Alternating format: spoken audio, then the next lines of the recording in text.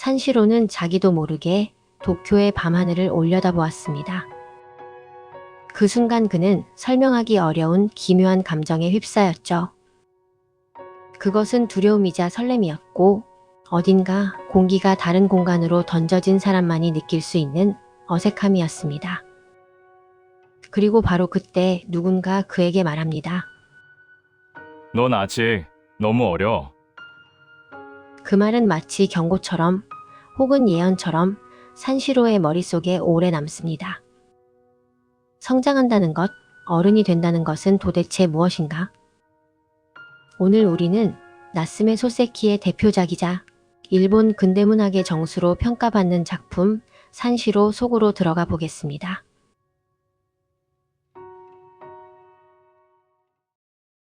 소설은 규슈 지방의 고요하고 정겨운 시골에서 살던 19살 청년 산시로가 대학에 입학하기 위해 혼자 도쿄로 향하는 장면으로 시작됩니다. 기차 창밖으로 스쳐 지나가는 논밭, 낮은 지붕의 집들, 익숙한 자연의 색감, 그 모든 것이 작별의 의미를 품고 있었습니다. 그는 알지 못했지만 그 순간 이미 돌이킬 수 없는 변화가 시작되고 있었습니다. 더 이상 그는 단순한 아이가 아니었고 그렇다고 완전한 어른도 아니었습니다. 그 사이에 선 모호함과 불안, 설렘이 이 소설의 정서를 만들어냅니다. 도쿄에 도착한 산시로는 숨을 잠시 멈췄습니다. 플랫폼에 첫 발을 내디딘 순간 공기가 달랐습니다.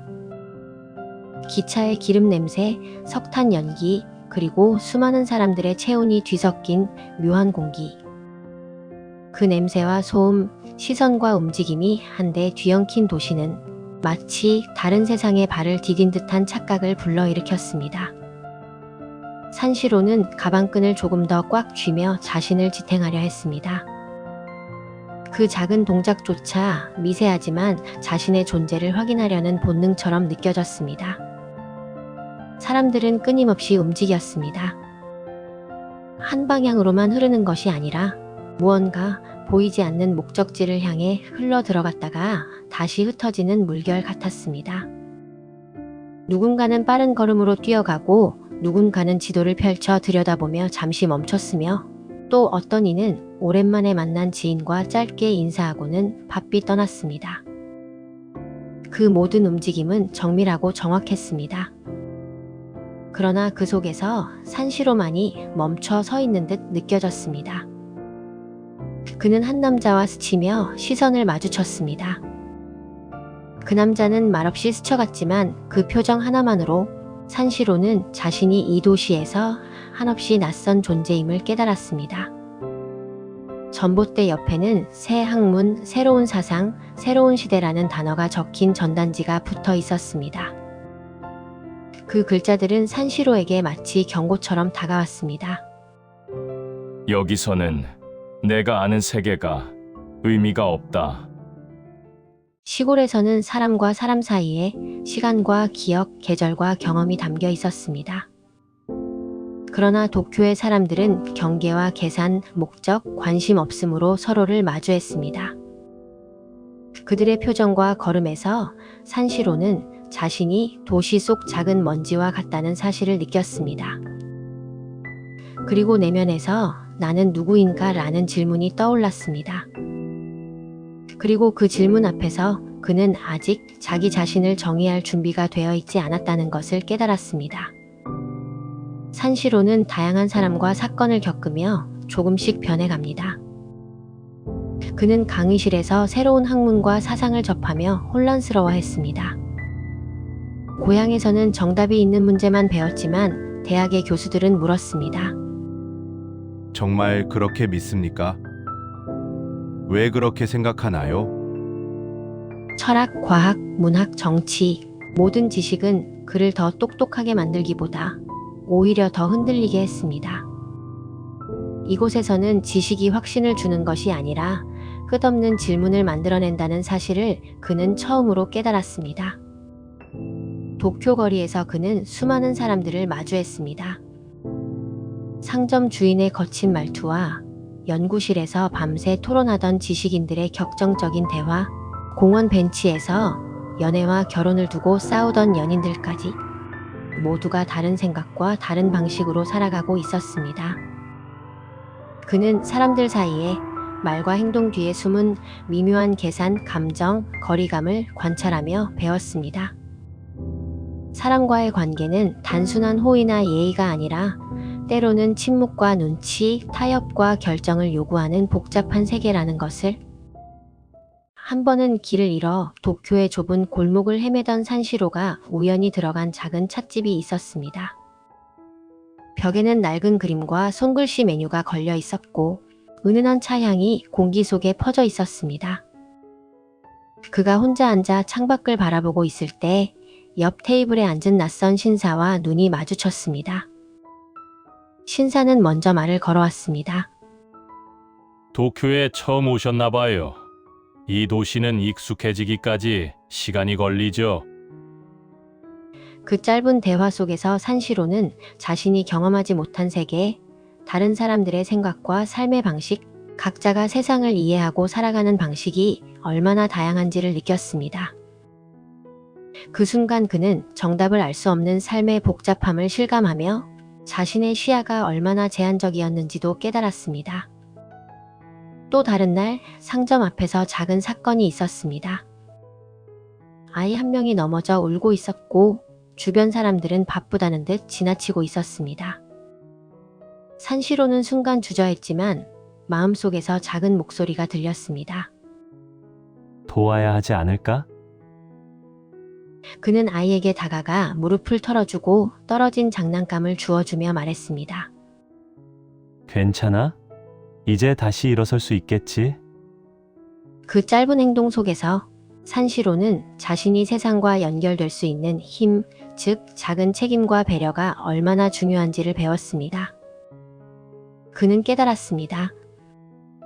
삶은 단순히 관찰하는 것이 아니라 때로는 행동을 통해 선택하고 책임지는 과정이라는 것을. 하지만 동시에 그는 선택 앞에서 자주 멈추는 자신을 발견했습니다. 누구에게 먼저 말을 걸어야 할지, 어떤 결정을 내려야 할지, 어떤 행동이 옳은지 쉽게 판단할 수 없는 자신을 보면서 아직 삶을 온전히 책임질 준비가 되어 있지 않다는 사실을 느꼈습니다. 그는 여전히 서툴렀지만 그 서툼 속에서 세상을 바라보는 눈과 자신을 바라보는 태도가 조금씩 달라졌습니다. 그는 깨달았습니다. 성장이라는 것은 단순히 새로운 것을 배우는 것이 아니라 불확실한 선택 앞에서 자신을 이해하고 결정하는 힘을 길러가는 과정이라는 것을. 이 변화는 갑작스러운 벼락이 아니라 작은 물결이 바위를 깎듯 서서히 일어난 것이었습니다. 그 변화의 중심에는 미네코가 있었습니다. 산시로가 그녀를 처음 본 것은 친구가 주최한 조용한 모임이었습니다. 다른 사람들과 달리 미네코는 예의를 갖추면서도 거리감 없이 자연스럽게 대화를 이어가던 사람이었습니다.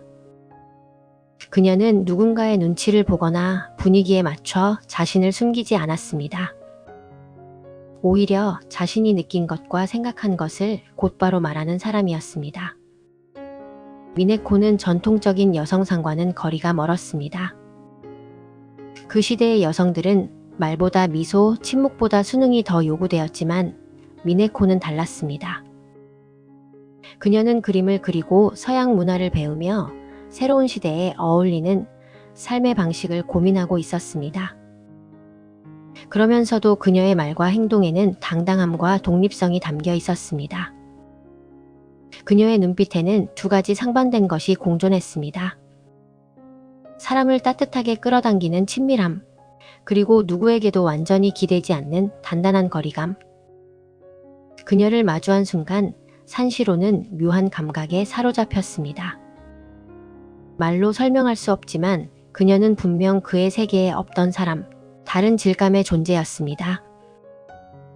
그녀는 가볍게 웃으며 물었습니다. 산시로 씨는 늘 생각만 하고 행동은 안 하는 타입인가요? 그 말은 장난처럼 들렸지만 동시에 산시로의 마음 깊숙한 약한 부분을 정확히 건드린 질문이었습니다. 산시로는 순간 할 말을 잃었습니다. 그러나 그 침묵을 미네코는 비웃지 않았습니다. 오히려 마치 이렇게 말하는 듯한 눈빛이었습니다. 괜찮아요. 당신이 언젠가는 고요함을 깨고 움직일 사람이라는 걸 알고 있으니까요. 그녀와 함께 있으면 산시로는 자신이 아직 미완성이라는 사실을 부정할 수 없었습니다. 그러나 이상하게도 그 미완성 상태가 부끄럽기만 한 것이 아니라 언젠가 성장할 수 있다는 가능성처럼 느껴졌습니다. 그녀는 아름다웠습니다. 하지만 그 아름다움은 단순히 외모 때문이 아니었습니다. 자신의 삶을 스스로 선택하려는 의지, 시대보다 한 발 앞서 생각하는 감각, 그리고 누구에게도 갇히지 않는 자유로움. 바로 그 모든 것이 미네코라는 사람을 이루고 있었습니다. 그래서 산시로는 조용히 결론 내립니다. 미네코란 존재는 설명할 수 없다. 하지만 사실 그 말 속에는 다른 뜻이 숨어 있습니다. 미네코는 설명할 수 없어서가 아니라 설명해버리는 순간 그 자유로운 존재가 너무 단순해져 버릴 것 같았기 때문입니다. 그를 변화시키는 또 한 인물은 교수 요시코 선생입니다. 그는 지성과 냉소, 이상과 피로가 뒤섞인 시대의 어른이었습니다. 그의 눈빛에는 삶의 무게와 세상과 타협하며 얻은 날카로운 통찰이 담겨 있었습니다. 요시코 선생은 산시로에게 이렇게 말합니다. 진실, 그런 건 없어. 세상은 힘이 움직일 뿐이지. 그 말은 단순한 회의주의가 아니었습니다. 급격히 변하는 근대 일본 속에서 자신과 세상 사이의 균형을 유지하며 지친 지식인의 절망과 피로, 그리고 현실과 이상 사이에서 겪는 갈등이 그대로 녹아 있었습니다. 그는 이미 세상이 보여주는 거대한 흐름과 그 속에서 살아가는 인간의 연약함을 누구보다 잘 알고 있었고, 그 무게를 견디는 일 자체가 얼마나 고통스러운 일인지를 체감한 사람이었습니다. 산시로는 처음에는 그 말의 의미를 이해하지 못했습니다. 아직 경험하지 못한 삶의 무게, 선택과 책임, 시대의 혼란과 인간관계의 복잡함, 그 모든 것을 감당할 준비가 되어 있지 않았기 때문입니다. 그러나 요시코 선생의 말과 태도는 마치 파도처럼 그의 내면 깊숙이 천천히 스며들어 산시로가 앞으로 마주할 삶의 길목마다 되새기게 될 울림을 남겼습니다. 훗날 산시로가 선택과 실패, 사랑과 상실을 경험하며 삶의 무게를 느낄 때 그는 요시코 선생의 그 말 속에서 시대와 인간에 대한 깊은 통찰을 발견하게 됩니다. 단순히 지식인이 던진 냉소적 언어가 아니라 삶의 고통과 아름다움을 동시에 담은 하나의 거울이었던 것이죠. 요시코 선생은 산시로에게 그리고 독자에게 현실의 무게와 이상 사이에서 어떻게 살아갈 것인지 묵묵히 질문을 던지는 존재였습니다. 결정적인 순간이 찾아옵니다. 산시로는 미네코에게 자신의 마음을 전하지 못한 채 그녀가 다른 사람과 가까워지는 모습을 지켜볼 수밖에 없었습니다. 붙잡지 않았고 고백하지 않았습니다. 때로는 용기가 없었고 때로는 자신이 그런 감정을 가질 자격이 없다고 생각했습니다. 그녀가 멀어지는 뒷모습을 보며 그는 처음으로 선택하지 않은 결과를 온몸으로 경험했습니다. 삶에는 선택과 책임이 따르며 때로는 가만히 바라보는 것조차 하나의 선택임을 깨달았습니다. 소설은 산시로가 다시 도쿄의 거리를 걷는 장면으로 마무리됩니다. 처음과 같은 길이지만 그의 눈에 비친 도시는 전혀 달랐습니다. 그는 여전히 서툴고 미완성일지 모르지만 이전과는 다른 사람이 되었습니다. 마음속에는 삶과 선택에 대해 질문하고 고민하고 책임을 느끼는 작은 불빛이 켜져 있습니다. 그리고 마지막 장면은 독자에게도 질문을 던집니다. 산시로는 정말 변했을까요? 아니면 여전히 선택을 두려워하는 그 자리일까요? 작가는 답하지 않습니다. 대신 그 질문을 우리에게 남깁니다. 그 질문은 산시로에게만 향한 것이 아니라 지금을 살아가는 우리에게도 던져진 것입니다. 도시의 낯설음과 설렘, 불안과 두려움은 우리 삶 속에서도 반복됩니다. 우리 역시 선택 앞에서 머뭇거리고 두려워하며 때로는 손을 놓습니다. 그러나 그럼에도 삶은 계속됩니다. 당신은 앞으로 어떻게 살 건가요? 이 물음에 당장 답을 찾지 못해도 괜찮습니다. 중요한 것은 질문을 마주하고 고민하며 한 걸음씩 내딛는 마음입니다. 산시로가 걸었던 도쿄의 거리처럼 우리 삶도 한 걸음씩 앞으로 나아가야 한다는 것을 소세키는 조용히 알려줍니다. 산시로는 단순한 청춘 연애 소설이 아닙니다. 이 작품은 근대화라는 폭풍 속에서 어른이 되어간다는 것이 무엇인지 묻는 이야기입니다. 산시로의 망설임, 미네코의 자유로운 태도, 요시코 교수의 냉소는 모두 한 시대가 만들어낸 감정의 풍경입니다. 19세기 말 일본은 서양 문물을 급격히 받아들이며 변화했고 사람들은 이전과는 다른 삶의 방식, 생각 방식, 관계 방식을 마주해야 했습니다. 그 속에서 많은 이들이 주저했고 방향을 잃었으며 자신이 무엇을 원하는지도 알지 못한 채 살아갔습니다. 산시로는 그런 시대의 청춘을 대표하는 인물입니다. 그렇다면 이 소설은 오늘 우리의 삶과 어떤 연결점을 가질까요? 우리가 살아가는 현대 역시 끊임없는 변화, 불확실성, 경쟁 속에서 살아갑니다. 정보는 넘치고 선택지는 많지만 정작 무엇을 선택해야 하는지는 점점 더 모호해집니다.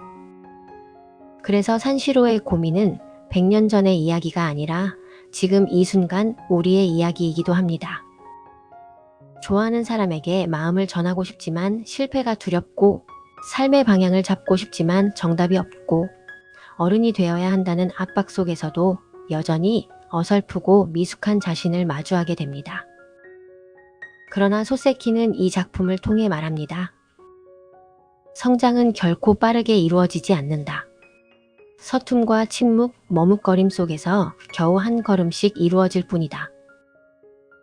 결국 산시로가 실패하고 놓친 모든 순간들은 그가 성장하기 위한 조건이 됩니다. 그리고 마지막으로 이 작품이 우리에게 남기는 메시지는 분명합니다. 우리는 언제나 선택의 순간 앞에 서 있다는 것, 그리고 그 선택을 미루거나 도망치는 것도 결국 하나의 선택이라는 것입니다. 중요한 것은 완벽한 답을 찾는 것이 아니라 결국 스스로 그 방향을 결정할 수 있는 사람이 되어가는 과정입니다. 산시로처럼 어리다고 느낄 수 있습니다. 여전히 미완성일 수 있습니다. 하지만 삶은 우리를 계속 앞으로 밀어냅니다. 그리고 언젠가 우리는 깨닫게 됩니다. 머뭇거렸던 그 순간조차도 바로 성장의 시간이었다는 것을. 오늘의 이야기 속에서 떠오른 질문이 있다면 잠시 마음속에 그대로 둬도 좋습니다. 바로 답이 떠오르지 않아도 괜찮습니다. 산시로처럼 천천히 조금씩 자신만의 삶의 답을 찾아가면 됩니다. 오늘도 끝까지 함께 해주셔서 감사합니다. 다음 영상에서도 고전 속 한 장면을 통해 우리의 삶을 돌아볼 수 있는 시간을 가져보겠습니다. 좋아요와 구독, 알림 설정 잊지 마시고요. 지금까지 함께한 시간 고맙습니다. 그리고 다음 이야기에서 또 만나요.